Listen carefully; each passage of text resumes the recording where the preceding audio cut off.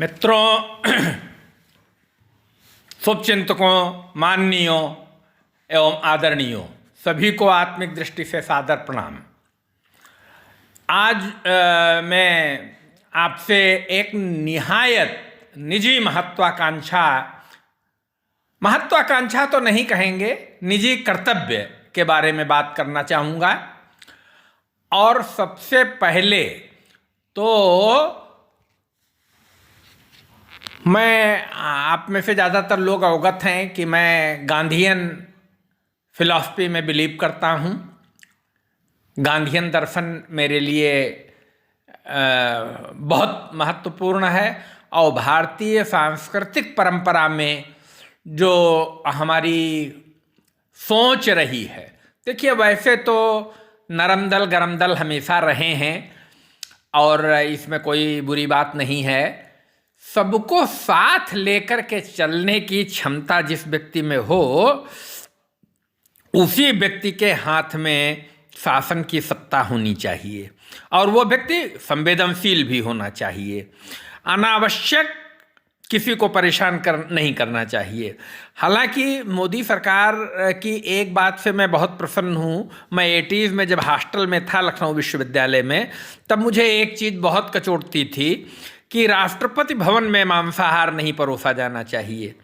और बाद में मुझे तब बहुत पीड़ा हुई जब उत्तर प्रदेश के राज्यपाल मोतीलाल वोरा थे और प्रेसिडेंट के.आर. नारायणन की लखनऊ विजिट थी, और मुझे बहुत पीड़ा हुई थी क्योंकि मोतीलाल वोरा जी शुद्ध सात्विक आहार दाल रोटी खाने वाले व्यक्ति थे और राष्ट्रपति के आने से प्रोटोकॉल की वजह से वहाँ मांसाहार बना, इसलिए उनको कहीं बाहर भोजन करना पड़ा।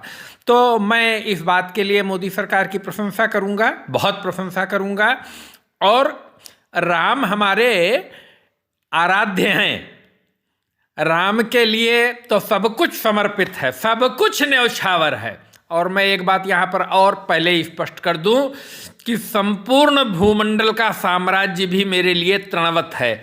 मेरी मानसिकता में जो मेरा आंतरिक चिंतन है, उसमें अगर संपूर्ण भूमंडल का साम्राज्य भी मुझे मिल जाए तो मैं राम की भक्ति के आगे उसको तृणवत समझता हूँ। लेकिन नहीं है, भक्ति के आगे कुछ नहीं है, सब कुछ बेकार है। भगवान श्री हरि के चरणों की धूल के अलावा सब कुछ निरर्थक है। उमा कहूँ मैं अनुभव अपना, बिनु हरि भजन जगत सब सपना। लेकिन अगर पूरे भारतवर्ष का संपूर्ण विपक्ष मुझे प्रधानमंत्री पद के लिए अपना उम्मीदवार बनावे तो मैं विचार कर सकता हूं, क्योंकि मेरे लिए और कोई पद का महत्व अब नहीं रह गया। मैं 61वें साल में चल रहा हूं और मेरी अपनी कोई निजी महत्वाकांक्षा नहीं है। लेकिन एक बात तो मैं हमेशा चाहता रहा हूं कि राष्ट्र का विकास सर्वोपरि है और ईमानदारी को न केवल प्रश्रय दिया जाना चाहिए, बल्कि ईमानदारी और ईमानदार व्यक्ति को सम्मान भी खूब मिलना चाहिए। अगर आप ऐसा नहीं करेंगे तो आप सोचिए समाज का क्या होगा, राष्ट्र का क्या होगा। हम इस बात को मानते हैं कि हम परम वैभवशाली हैं, परम शक्तिशाली हैं, हमें कोई आँख नहीं दिखा सकता, लेकिन हमें विनम्र होना चाहिए। भगवान राम की तो वाणी यही है, मन में निर्मलता होनी चाहिए, कोई ढोंग पाखंड नहीं होना चाहिए, न्याय होना चाहिए और न्याय सबके प्रति एक होना चाहिए।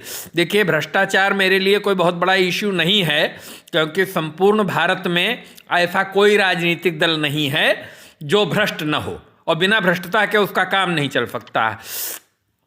आवश्यकता केवल इस बात की है कि व्यक्ति निजी तौर पर अगर ईमानदार है तो उसको बहुत आदर देना चाहिए और समाज के सभी वर्गों को साथ लेकर के चलने की क्षमता होनी चाहिए।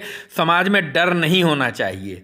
समाज में अगर डर होना चाहिए तो सम्मान हो, डर की जगह पर सम्मान होना चाहिए, और सम्मान नैतिकता के प्रति होना चाहिए। हमारे यहाँ गांधी ने तो सब कुछ त्यागा था। और दूसरी बात, भारतीय, वैसे तो मैं घंटों बोल सकता हूँ, लेकिन कम से कम शब्दों में अगर मैं बात कहूँ तो हमारी भारतीय संस्कृति, सांस्कृतिक परंपरा में युधिष्ठिर केवल 5 थे, केवल 5 भाई थे, लेकिन प्रभु श्री कृष्ण की उन पर कृपा थी तो उन्होंने कितनी बड़ी बड़ी सेनाओं को पराजित किया। उनसे बड़ा बलशाली कौन हुआ है? कोई नहीं हुआ है। हमारे यहाँ चाहे भक्तराज, भक्त शिरोमणि प्रहलाद की बात हो, चाहे भक्तराज ध्रुव की बात हो, सभी ने संपूर्ण भूमंडल के साम्राज्य को तृणवत समझा है, तृणवत समझा है। ये हमारे यहाँ जो भक्ति की महिमा है वो महिमा है। और मेरे मन में विचार आया, इसलिए मैं, और पुनः मैं स्पष्ट कर दूं, अगर मुझसे संपूर्ण विपक्ष अप्रोच करेगा तब मैं प्रधानमंत्री पद का दायित्व स्वीकार कर सकता हूं, और बाकी तो सब चीज़ें जैसी स्थिति आती है उस हिसाब से टैकल करने की बात होती है।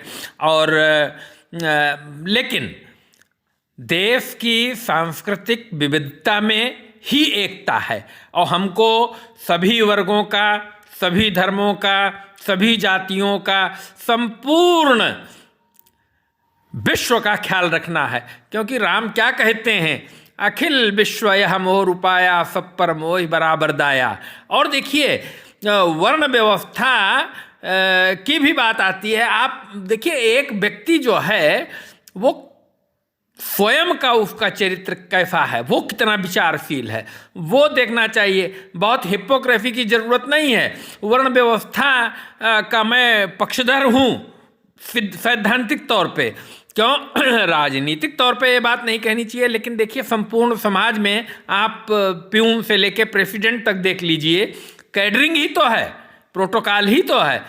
और जो वर्ण व्यवस्था थी वो संपूर्ण सामाजिक व्यवस्था थी। लेकिन आज के दौर में हमें संवैधानिक दृष्टि से, चूँकि प्रत्येक व्यक्ति की स्वतंत्रता का मामला है, इसलिए उसकी लिबर्टी और फ्रेटर्निटी में कोई संदेह नहीं होना चाहिए।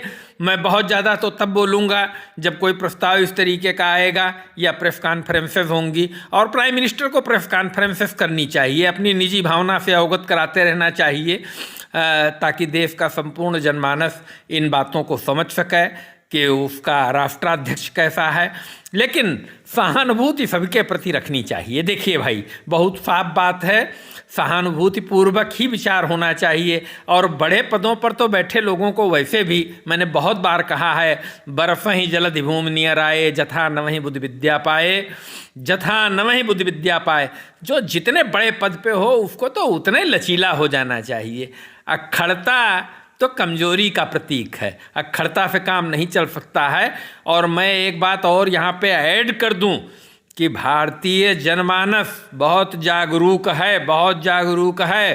किसी भी व्यक्ति को उसे हल्के में नहीं लेना चाहिए, और उसके संयम का परीक्षण कोई व्यक्ति नहीं कर सकता है, न कोई दल कर सकता है, न कोई समूह कर सकता है। लेकिन नैतिक आदर्शों के साथ ही समाज का, राष्ट्र का उत्थान हो सकता है।